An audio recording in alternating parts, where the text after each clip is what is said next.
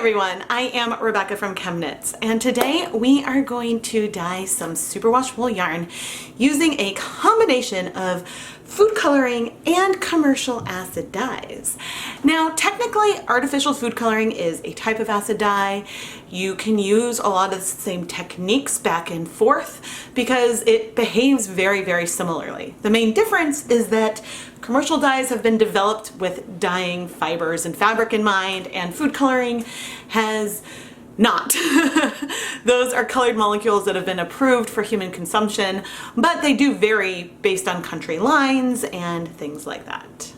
I have used both food coloring and acid dyes on the same yarn in a number of different ways, including glazing attempts over Wilton's Violet and probably a lot of leave no dye behind situations. But I thought it would be fun to intentionally mix some food coloring and some acid dyes together, and we can see what will happen. Today's video is sponsored by the viewer Belle.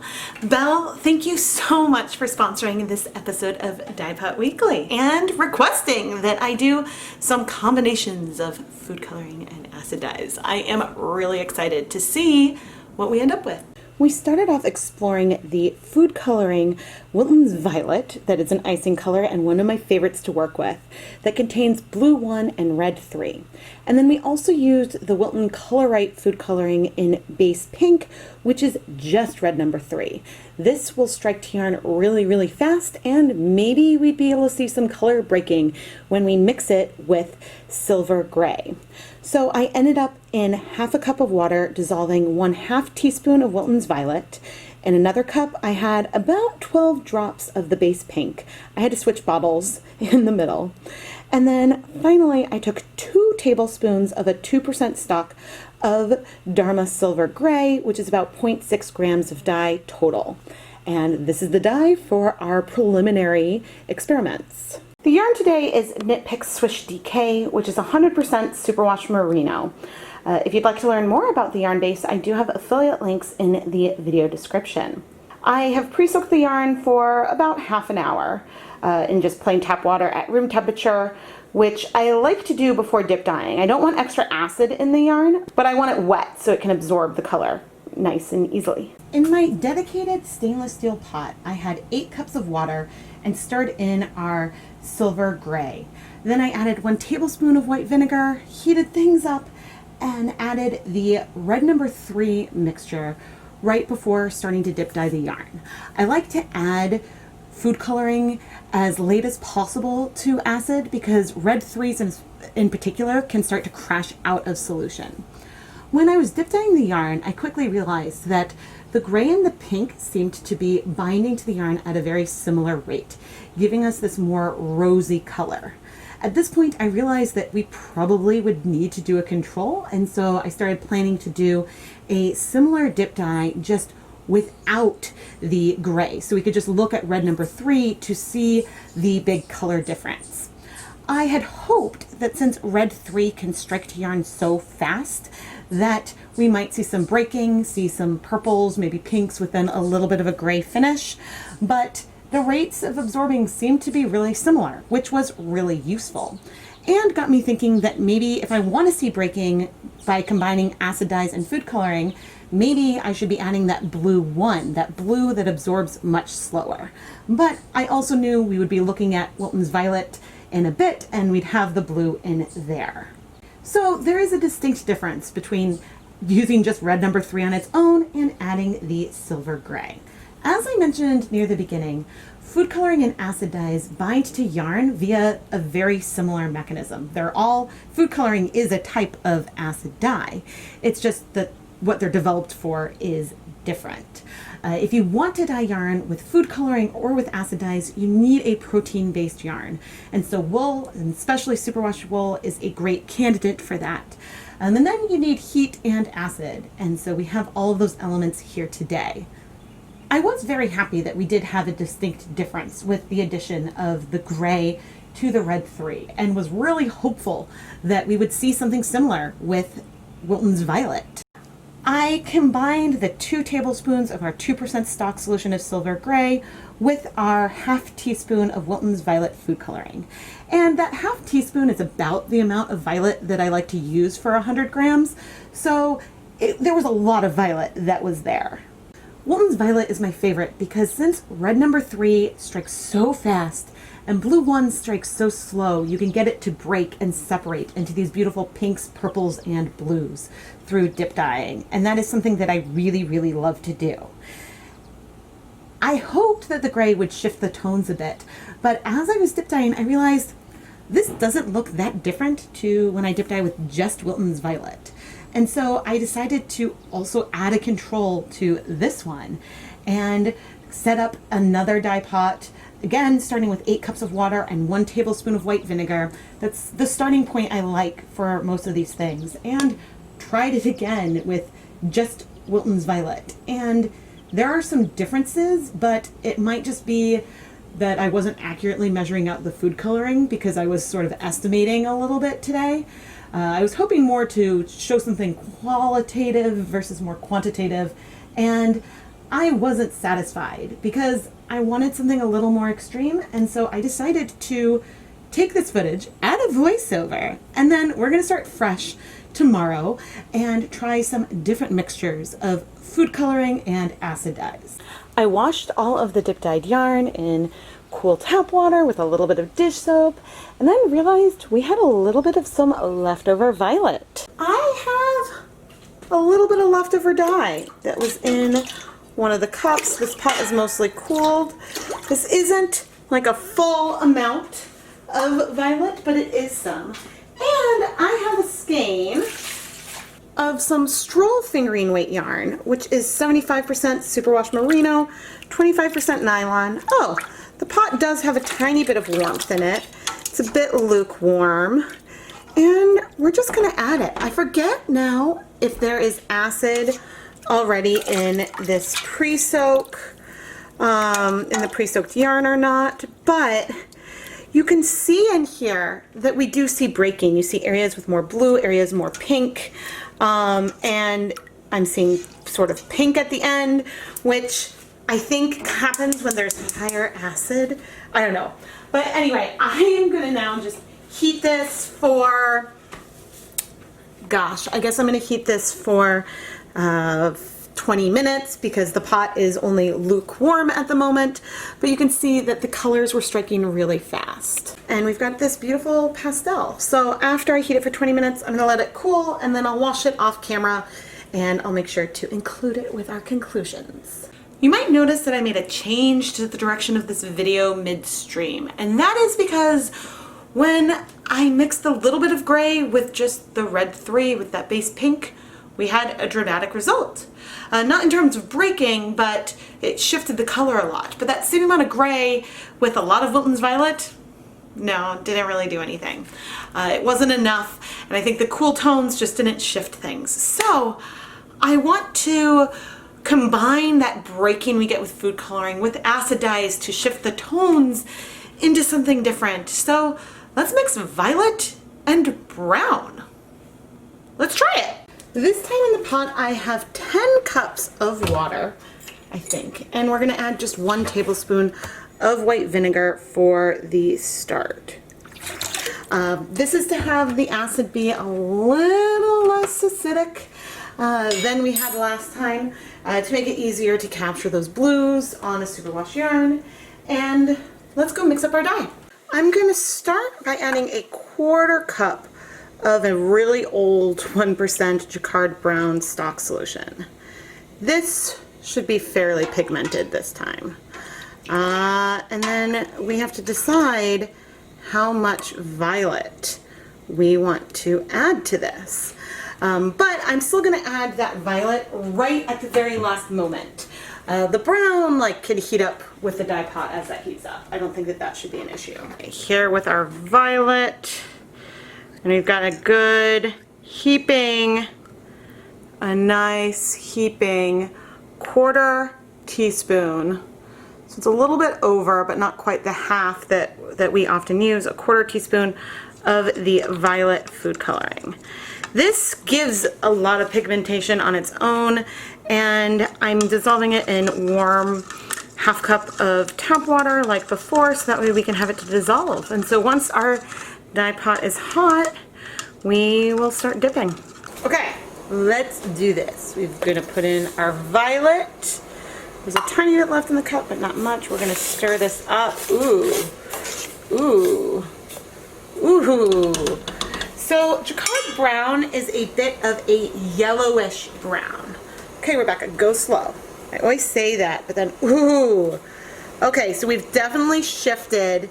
And look, you can see the blue, the blues wicking up a bit, like what we see normally, quote normally. And I'm trying real hard to go slow. Jacquard brown, it's yellowish. It doesn't really break.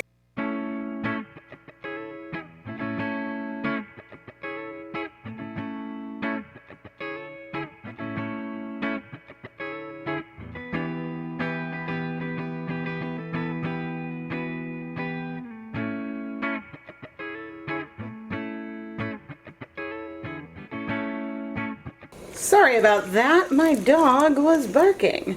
But as we're going, we see more and more blues being left in. They are not quite striking. And I think all of that brown and then red pigment is going in.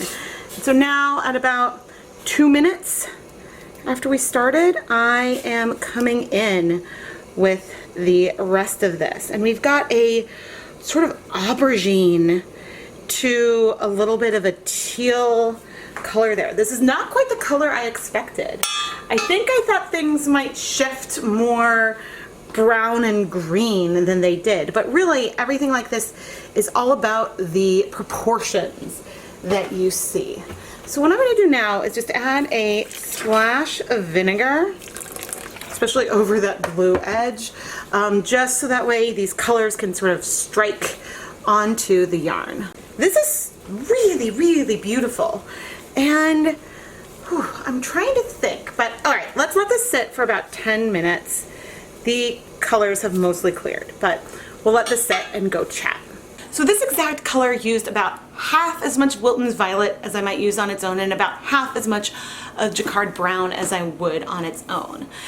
So I used a 1/4 teaspoon of the violet, and then I think 0.6 approximately grams of the brown. The color is not unlike something we might see with food coloring. It's not completely different. In some of these live streams where I've picked food coloring colors at random and mixed them together, this could have come from that, but it's fun because a lot of acid dyes break, but it's not necessarily as dramatic as what you can get with food coloring. And so by playing with that, and maybe the thing to just add is just to add some Blue 1 food coloring to other acid dyes to encourage that breaking, then you can really, really go for it. But if you want breaking with acid dyes, actually, when I say acid dyes don't really break, there are some that break dramatically, like Purple Pop and Radioactive, and a lot of fluorescent colors will take a lot longer to absorb to the fiber, which means that you get some really dramatic breaking, and I have some videos on that as well. So it's not saying that you can't do it, but I don't know, it's just fun to combine the things in my arsenal to create some colors, and I hope that you're really excited, Belle, because this is unique, and this one has me really excited. Okay, it has been 10 minutes, and it looks like our dye path has cleared completely. Woo-hoo-hoo. So I am going to remove this, set it aside.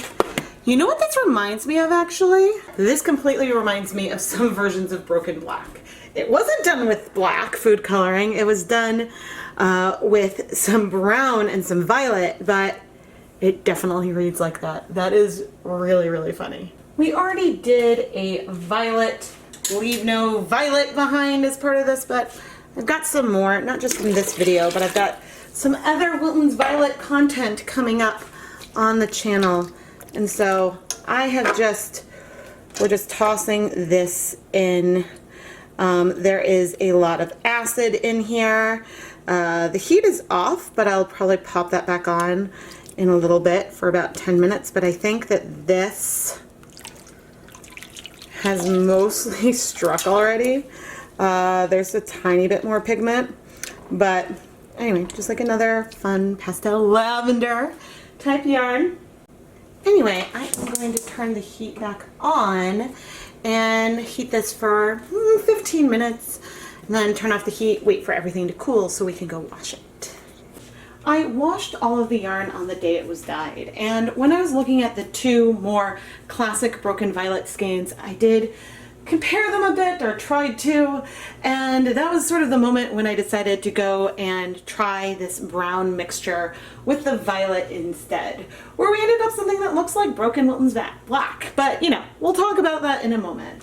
All of the skeins I washed in plain tap water, and then I used a little bit of clear dish soap in there as well. There was no bleeding, and really the only important thing was to make sure the yarn is cool before you wash it.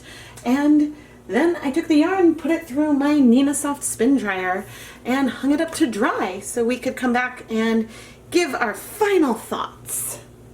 5 skeins, 2 yarn mops, not bad for one video. It's really interesting. When you're combining acid dyes and food coloring, it really is very much just like using food coloring or a few different acid dyes. And I think depending on the rates that the colors absorb will depend on whether you can get things to break and how you might get it to break. So for example, when we had just red 3, or we added some gray, the gray, there's like a hint down at this other end. You can see the difference between a more bare off white and then it's a little bit grayish here. And that's just because most of the gray absorbed at a similar rate, but there was a tiny amount behind. The 2 violet skeins are, you can tell a difference between them. This one is, the one mixed with gray is more pigmented, but I don't think that this shade here, this bright blue, is a result of the gray. I think that I probably had more violet in there as well. And so the comparison isn't as true as I might like. But even with different amounts of violet, we can absolutely compare the yarn here, the Broken Violet, to our violet mixed with brown. And this is really cool. I'm gonna pop up a picture of some Broken Wilton's black that I've done, and this is a really good dupe in my mind for it. I think that if I said that I had dyed this skein with food coloring, you would believe me. It looks reminiscent of that. But because the blues take a little bit longer to bind, even though there was a little bit of brown left, we do see a lot of breaking. So I think using blue number 1 as a supplement to get more extreme breaking with acid dyes is something that could be a fun use. In today's video we had 2 different yarn mops, one on Knit Pick Stroll and one on Swish DK. The one on Stroll, I don't remember how much acid we had in that pot, but we have beautiful subtle breaking, and we've got everything from pink to lavender to a sky blue. This is something that started people saying, oh, purples are tricky, because when you went to go and try to dye a purple yarn using food coloring, you would get something like this. And you don't always see the breaking as extreme as this, but I'm really happy we got such good coverage of the yarn overall with, I think, no white patches. We got amazing coverage here, but yet it's still pastel. The other yarn is beautiful too. I think that due to the tone, there may have still been a little bit of brown left in the water because the overall tone is more, even though it's just as pastel, the colors feel more muted. We do have some white, but I think it's still a beautiful colorway, just very different from this one, even though they were both dyed with leftover violet. Well, thank you so much for sponsoring this episode of Dyepot Weekly and suggesting that I play around with using both food coloring and acid dyes in one video. There are really unlimited ways you can combine them. You could dye a skein with food coloring and then speckle with acid dyes, or really vice versa, especially if you check out my DIY sprinkles with food coloring and how amazing those are for making speckles. What do I like better, acid dyes or food coloring? This is really hard because there are pros and cons to both. I think acid dyes, commercial acid dyes, might get a little bit of an edge just because of the wider variety of tones that you can get. You can get easy unbroken purples, really true blacks, and that is really valuable because those are the things, like a really good navy, those are the colors that when I was only playing with food coloring, I wished that I could have better access to, because the only real blacks you can get with food coloring break. And I think I've only once achieved like a patch that looked like a true black on yarn using food coloring. But food coloring will always have a really special place in my heart and on this channel. It's how I started my dyeing adventure. And I'm going to continue to play with food coloring and food safe techniques, kitchen safe techniques to share, because it's a really, really great way to get started and see if you enjoy this as a hobby. Yeah, I don't think that one really gets like a huge edge over the other. There will be videos featuring both and maybe more combinations of both on this channel. So if you want to see more, make sure that you're subscribed and turn on notifications so you never miss a new video. In addition to 2 videos a week, I also have live streams and unboxings, and you don't want to miss any of it because sometimes things are scheduled in advance and sometimes these streams can happen fairly last minute. If you enjoy the content you see here and love the yarn I dye and want to bring some home to knit with it, go and check out the ChemKnits Creations Etsy shop. The shop is filled with over 100 skeins of hand-dyed yarn featured in my videos. And so while you're knitting with it, you can go watch me dye it all over again. And it's a great way to get some beautiful yarn and support the content here at the same time. Belle, I really hope that you are going to enjoy your skein. I love it, and I'm really, really excited by it. And I'm just realizing that my nails look very broken violet at the moment. There's a reason why my logo is based around this colorway. It is my favorite. I am Rebecca from ChemKnits, and thank you so much for watching.